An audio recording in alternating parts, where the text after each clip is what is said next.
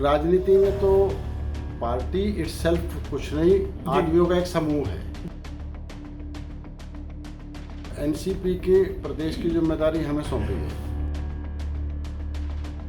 और लोगों के मन में एक टीस थी कि एकता शक्ति पार्टी आज रहती तो वह सत्ता में होती। जब तक सत्ता हाथ में नहीं आती आदमी कुछ नहीं कर सकता।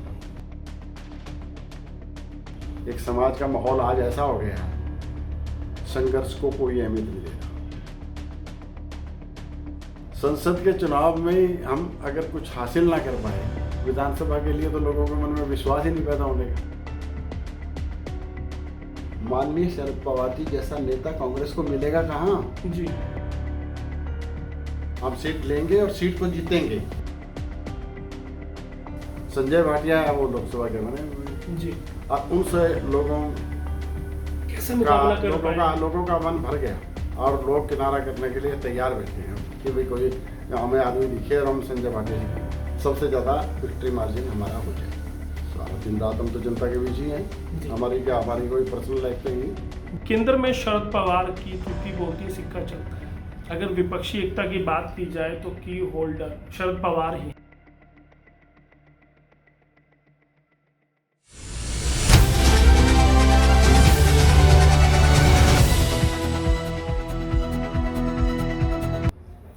नमस्कार, स्वागत है आपका हरियाणा आज पर। हरियाणा आज करनाल में है और किस लिए है? करनाल में इसलिए है कि यहाँ के एक नेता हैं जिन्होंने राजनीति में बड़ा लंबा संघर्ष किया है।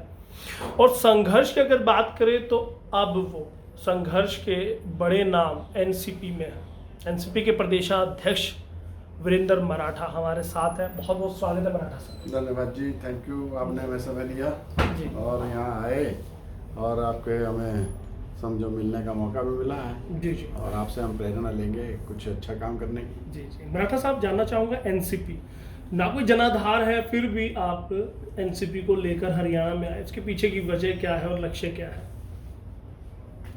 एनसीपी का कहने में तो कह दो कि कोई जनाधार नहीं है जी। अब राजनीति में तो पार्टी इटसेल्फ कुछ नहीं, आदमियों का एक समूह है जी। अब एनसीपी के प्रदेश की जिम्मेदारी हमें सौंपी गई। हमने एक पार्टी एकता शक्ति पार्टी बनाई थी, वो चलाई थी और लोगों ने काफ़ी साथ भी दिया है। और लोगों के मन में एक टीस थी कि एकता शक्ति पार्टी आज रहती तो वह सत्ता में होती। ये लोगों से हमें बात भी आती थी। अब एनसीपी का प्रदेश अध्यक्ष हमें बनाया और एनसीपी ने सारा कुछ हमारे ऊपर छोड़ दिया हरियाणा में। तो समझिए कि एकता शक्ति पार्टी ने ही एनसीपी के नाम से एक अलग रूप में लोगों के सामने आ गई, पहनकर आ पाए। ठीक है ना जी। अब जो एकता शक्ति पार्टी के कार्यकर्ता हमारे साथ जुड़े हुए थे वो धीरे धीरे करके हमारे साथ जुड़ते जा रहे हैं और आज 8-9 महीने हो गए हमें और काफ़ी संख्या में वह हमारे साथ जुड़ भी चुके हैं जी। ये समझिए 40-50% तो हमारे साथ जुड़ चुके हैं वह, और जैसे हमारी गतिविधियों को देख रहे हैं। और लक्ष्य और उद्देश्य जानना चाहूँगा, क्या लक्ष्य लेकर चले हैं?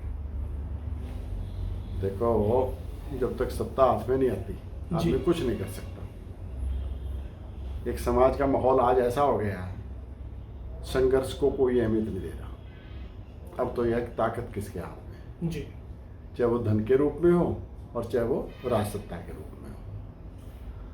अब सत्ता की जब एक उम्मीद जगेगी लोगों की कि सत्ता हमारे हाथ आ सकती है तो लोग बड़ी तेजी से हमारे साथ जुड़ेंगे। लक्ष्य और उद्देश्य की जहाँ तक आपने बात करी है, जो एकता शक्ति पार्टी में हमारे लक्ष्य थे और उद्देश्य थे, मूलतः तो उन्हीं को लेके चले हैं।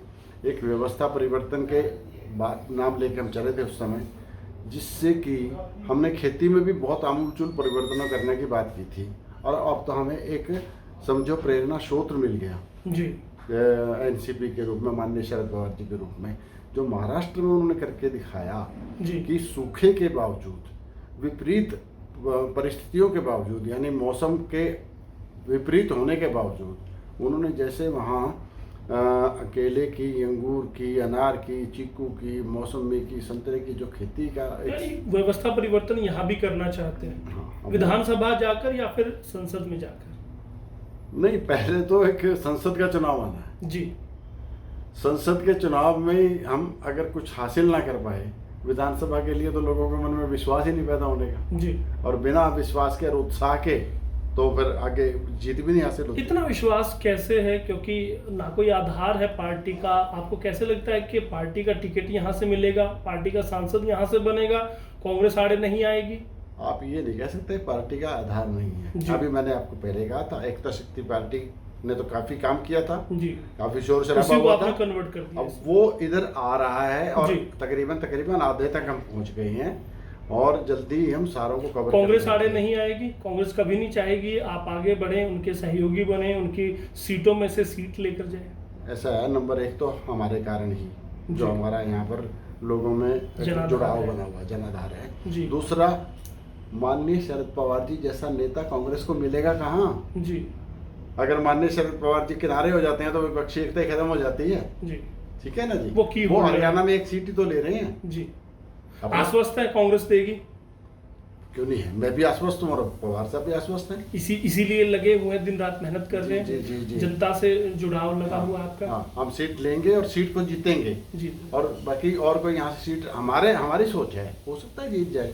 वो दूसरे को और जो समीकरण वोटों के ऐसे हैं जी। दूसरे से सीट नहीं निकल रही। लेकिन कांग्रेस की अगर मैं बात करूं, सुमीता सिंह जैसे, त्रिलोचन सिंह जैसे बड़े चेहरे आपके सामने होंगे।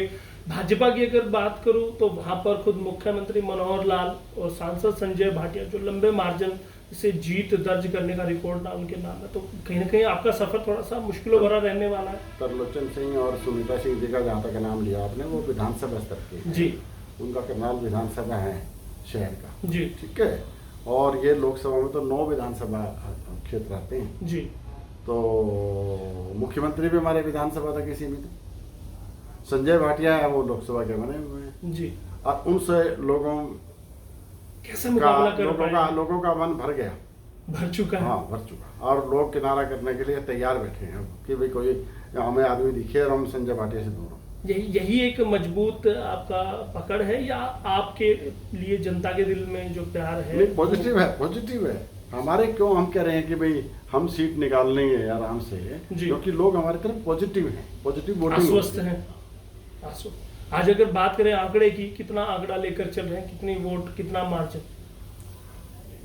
अब इसको आप ये भी कह दोगे यार ये तो ज्यादा बड़े बोल दिया आपने।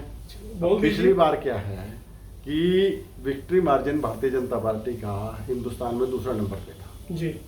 इस बार हम ये समझते हैं कि विक्ट्री मार्जिन गठबंधन के प्रत्याशी के रूप में जब हम हैं तो वह हिंदुस्तान में हाईएस्ट हो सकता है। जी। सबसे ज्यादा विक्ट्री मार्जिन हमारा हो जाएगा। यानी आश्वस्त है। चलिए, जनता का प्यार मिल रहा है? ऐसा लगता है जनता का प्यार मिल रहा है। भरपूर। कितना वक्त जनता के बीच बिताते हैं? सारा दिन रात हम तो जनता के बीच ही जी। हैं। हमारी कोई पर्सनल लाइफ तो ही नहीं, जी। हमारी तो जो है लोगों के लिए हम तो सामाजिक हो चुके हैं। हाँ। जी, चलिए, बहुत बहुत धन्यवाद हरियाणा से बात ठीक करने के है, धन्यवाद यशपाल जी, धन्यवाद जी। तो वीरेंद्र मराठा जी काफ़ी आश्वस्त हैं, क्योंकि एनसीपी घड़ी का उनको साथ मिल चुका है और केंद्र में भी ये बिल्कुल गौर करने वाली बात है और इसमें कोई दो राय नहीं है कि केंद्र में शरद पवार की तूती बोलती सिक्का चलता है। अगर विपक्षी एकता की बात की जाए तो की होल्डर शरद पवार ही हैं। उसी नाते उनको लगता है कि ये सीट एनसीपी के खाते आएगी, ये सीट वीरेंद्र मराठा की झोली में आएगी, ऐसा वो मानते हैं। आपकी क्या राय है? करनाल की जनता, पानीपत की जनता क्या मानती है, बताइएगा। क्या भविष्य एनसीपी का है और क्या वीरेंद्र मराठा का है, जरूर बताइएगा और बने रहिएगा हरियाणा आज के साथ।